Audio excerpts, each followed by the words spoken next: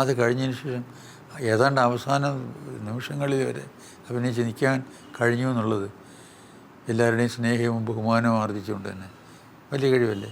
Shri മോഹൻലാലുമായി sir ഒരുപാട് സിനിമകൾ ചെയ്തിട്ടുണ്ട്. അതിൽ ഇപ്പോൾ വിശേഷാൽ വളരെ കൊമേഴ്ഷ്യലായ 2 സിനിമകൾ ഉദാഹരണത്തിന് പറയാൻ ഉദ്ദേശിക്കുന്നു. ഒന്ന് ഹലോ എന്നുള്ള സിനിമയുണ്ട്, നരൻ എന്ന സിനിമയുണ്ട്. ഈ 2 സിനിമകളിലും ഒന്നിൽ സാർ അദ്ദേഹത്തിൻ്റെ ഫാദർ ഇൻ ലോ ആണ്, ഒന്ന് സാറിനെ ഒരു ഫാദർലി ഫിഗറായിട്ട് ബഹുമാനിക്കുന്നു. രണ്ടിലും വല്ലാത്തൊരു വാത്സല്യം അല്ലെങ്കിൽ സ്ക്രീനിൽ വാത്സല്യം ഞങ്ങൾക്കൊരു മേക്ക് ബിലീഫായിട്ട് തന്നെ തോന്നുന്നുണ്ട്. നിങ്ങൾ തമ്മിൽ വല്ലാത്തൊരു അടുപ്പവും സ്നേഹവും ഉണ്ടെന്ന്. ഇത് അദ്ദേഹവുമായിട്ടുള്ള ഒരു ഓഫ് സ്ക്രീനുമായിട്ടും നിങ്ങൾ രണ്ടുപേരും ഷെയർ ചെയ്യുന്ന ഒരു സൗഹൃദമുണ്ടല്ലോ, ഒരു സ്നേഹമുണ്ടല്ലോ, അതിൻ്റെ ഒരു ബാക്കിപത്രമായിട്ട് ഞങ്ങൾക്ക് മനസ്സിലാവുന്നതാണ്. ഇല്ല, അങ്ങനെ ആയിട്ടുണ്ടോ എന്ന് എനിക്കറിയില്ല. പക്ഷേ ഞാനിത് ചെയ്യാൻ നേരത്തെ ആ ക്യാരക്ടർ മനസ്സിലാക്കിയിട്ട് ചെയ്തു എന്നുള്ളേ ഉള്ളൂ. പിന്നെ of course as an actor എനിക്ക് ലാലിനെ ഇഷ്ടമാണ്, അഭിനയം ഇഷ്ടമാണ്. ഓരോ തലമുറയും ഇങ്ങനെ മാറി മാറി വരുമ്പം പിൻതലമുറയെക്കാളും മെച്ചമായിട്ട് വരും അടുത്ത തലമുറ എന്ന് പറയുമല്ലോ. ആ കൂട്ടത്തിൽ ഒരാളാണ് ലാൽ. ഈ പറയും പോലെ കമേഴ്ഷ്യലായിട്ടുള്ള ഒരുപാട് കാര്യങ്ങൾ, അടിപിടി അക്രമവും ഡാൻസും എല്ലാം ഉണ്ടെങ്കിലും ഏത് പടം നോക്കിയാലും എന്തെങ്കിലും ശരിക്ക് അഭിനയിക്കാനുള്ളതുണ്ടാവും. ഇത് മാത്രമായിരിക്കില്ല. പ്രേമിക്കുകയും മനചുറ്റി ഓടുകയും പിന്നെ എന്തെങ്കിലും കുഴപ്പമുണ്ടെങ്കിൽ അടി കൂടുകയും കുറേ സ്റ്റണ്ട് ഇതൊക്കെ എടുക്കുകയും അമ്മാവൻ തകരാറുണ്ടാക്കുക, അല്ലെ പെണ്ണിൻ്റെ തന്ത തകരാറുണ്ടാക്കുക, ഒളിച്ചുകൂടി പോവുകയും അടി കൂടുകയൊക്കെ കൊണ്ടിട്ട് ചെയ്തിട്ട് അവസാനം ഒന്ന് ചേരുകയും അല്ലാതെയുള്ള ക്യാരക്ടേഴ്സ് ഒരുപാട് ലാൽ അഭിനയിച്ചിട്ടുണ്ട്. So he has proved himself to be a very good actor. അതേസമയം വളരെ ഫ്ലെക്സിബിളുമാണ്. ഇത് കമേഴ്സ്യൽ ഇല്ല നമ്മൾ പറയും പോലെ ഈ സൂപ്പർ സ്റ്റാറിൻ്റെ വേലയും കയ്യിലുണ്ട്, എന്നാൽ ബെസ്റ്റ് ആക്ടറിൻ്റെ സംഗതിയും അയാളുടെ കയ്യിലുണ്ട്. ആ പേര് പറയുമ്പോൾ ഒപ്പം പറയുന്നൊരു പേരാണ് ശ്രീ മമ്മൂട്ടി. അദ്ദേഹം സാറിനെ പലപ്പോഴും ഒരു ഗുരുസ്ഥാനീയനായി അഡ്രസ്സ് ചെയ്തിട്ടുണ്ട്. ബഹുമാനം കലർന്നിട്ട് എപ്പോഴും സംസാരിക്കാറുള്ളൂ.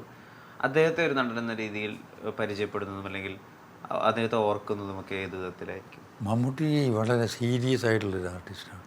ലൈഫ് തന്നെ വളരെ സീരിയസ് ആയിട്ട് എടുത്തിട്ടുള്ള ആളാണ്. ഈ പറഞ്ഞ പോലെ മമ്മൂട്ടി വലിയ ബഹളങ്ങളൊന്നും കാണിച്ചില്ലെങ്കിൽ ഇപ്പോൾ ചെയ്യുന്ന ക്യാരക്ടറെല്ലാം മനസ്സിലാക്കി അറിഞ്ഞ് ചെയ്യുന്നയാളാണ്. ഈ അഭിനയം ആസ്വദിച്ച് ചെയ്യുന്ന ആളാണ്. മമ്മൂട്ടിയേക്കാൾ കൂടുതൽ ഭാഗ്യവാന്മാർ നമ്മളാണ്. കാരണം അങ്ങനെ ഒരു ആർട്ടിസ്റ്റ് നമുക്ക് കിട്ടിയത്. മമ്മൂട്ടി ഏത് റോൾ എടുത്തിരുന്നാലും ഇതുവരെ ഏതെങ്കിലും ഒരു മമ്മൂട്ടി അഭിനയിച്ച് മോശമെന്ന് പറഞ്ഞ് കേട്ടിട്ടുണ്ടോ? ഇല്ലല്ലോ. താരങ്ങളിലെല്ലാം അച്ഛനായിട്ട് അഭിനയിച്ചിരുന്ന മധുസാറിൻ്റെ ഒരു ഫേസ് ഉണ്ടായിരുന്നല്ലോ. അതായത് ഈ താരങ്ങളുടെയൊക്കെ അച്ഛൻ മധുസാറായിരിക്കും. മധുസാറിൻ്റെ കഥാപാത്രത്തിന് എന്തെങ്കിലും സംഭവിക്കുമ്പോഴായിരിക്കും ഇവർ ശരിക്കും നായകത്വമുള്ള നായകന്മാരാവുക. അങ്ങനെയുള്ള കഥാപാത്രങ്ങൾ മടുപ്പിച്ചിട്ടുണ്ടോ എപ്പോഴും? അതുകൊണ്ടാണല്ലേ നിർത്തിയത്. കുറേ അങ്ങനെയായി. അത് കഴിഞ്ഞ പിന്നെ വരണതെല്ലാം ഇങ്ങനത്തെ ക്യാരക്ടറായി കഴിഞ്ഞപ്പോൾ എനിക്ക് ഇത് റിപ്പീറ്റ് ചെയ്ത് ഇങ്ങനെയുള്ള ക്യാരക്ടേഴ്സ് ചെയ്യാൻ തുടങ്ങിയപ്പോൾ അഭിനയം അതിൻ്റെ സുഖമായിട്ട് തോന്നില്ല എനിക്ക്. So I lost my interest in film acting. ഇപ്പോൾ അഭിനയത്തിന് വേണ്ടി അല്ലെങ്കിൽ സിനിമയ്ക്ക് വേണ്ടി ഇനിയും ഒരുപാടുണ്ടല്ലോ ചെയ്യാൻ. ഇനിയുള്ള ദിവസങ്ങളിൽ സിനിമയ്ക്ക് വേണ്ടി, സിനിമ എന്നുള്ള മാധ്യമത്തിന് വേണ്ടി എന്ത് ചെയ്യും? അല്ല, എനിക്ക് പറ്റിയ അബദ്ധം എന്താണെന്ന് പറഞ്ഞാൽ ഞാൻ വളരെ അംബിഷ്യസ് ആയിരുന്നില്ല. അപ്പോൾ നമുക്കൊരു ഈ ടീനേജിൽ ഒരു 10-21 വയസ്സ് വരെയും, ടീനേജ് കഴിഞ്ഞ് കൂടിപ്പോയ 21 വയസ്സ് വരെയൊക്കെയാണ് നമ്മൾ എന്താകണം, എവിടെയാകണം, നമുക്ക് എന്ത് വേണം, എവിടെ എത്തിപ്പറ്റണം എന്നെല്ലാം ഒരു ചിത്രം മനസ്സിലുണ്ടാവുക. നാളത്തേക്കുള്ള മോഹങ്ങൾ, ഞാൻ ഇന്നതാകണം, എനിക്ക് ഇന്നതൊക്കെ ചെയ്യണം, എനിക്കിതൊക്കെ കിട്ടണം, ഇതൊക്കെ ഉണ്ടാക്കണം എന്നുള്ള ഒരാഗ്രഹം മനസ്സിലുണ്ടാകണത്. എനിക്കെന്ത് പറ്റിയെന്ന് പറഞ്ഞിട്ട് 10-50 വയസ്സാവണ മുമ്പ് ഇതെല്ലാം കിട്ടിപ്പോയി.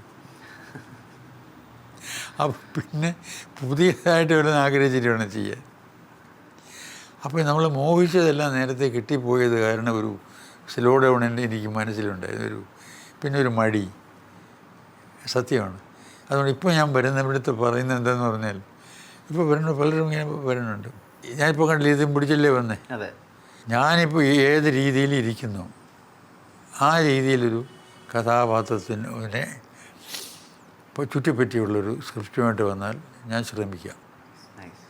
അല്ലാതെ ഇന്നയാളിൻ്റെ അച്ഛനായിട്ടോ ഇന്നയാളിൻ്റെ അമ്മാവനായിട്ടോ എന്നെ വിളിക്കരുത്. ഇപ്പം ഞാൻ എൻ്റേതായിരിക്കണം, എൻ്റെ കഥയായിരിക്കണം സിനിമയിൽ. പക്ഷെ ആ കഥാപാത്രം ഞാനായിരിക്കണം. അങ്ങനെ ഒരെണ്ണം എഴുതിക്കൊണ്ട് വരികയാണെങ്കിൽ ഞാൻ നോക്കാം. 5-6 പേരെണ്ണം എഴുതിക്കൊണ്ട് വന്ന് കൊള്ളില്ലെന്ന് തിരിച്ചും കൊടുത്തിട്ടുണ്ട്. കൂടെയുള്ള ആളുകൾ, ഒപ്പം ജോലി ചെയ്തവർ, അഭിമുഖം എടുക്കാൻ വരുന്നവർ എല്ലാവരും ഈ ലെജൻഡ് അല്ലെങ്കിൽ മഹാപ്രതിഭ എന്നൊക്കെ വിളിക്കുന്ന സമയത്ത് എന്താണ് മനസ്സിലേക്ക് കടന്നു വരുന്ന ഒരു വികാരം സിനിമയ്ക്ക്? അതിങ്ങനെ കേട്ട് പോകുന്ന വരാറില്ല. ഒരു ചാരിതാർത്ഥ്യം തോന്നാറുണ്ടോ?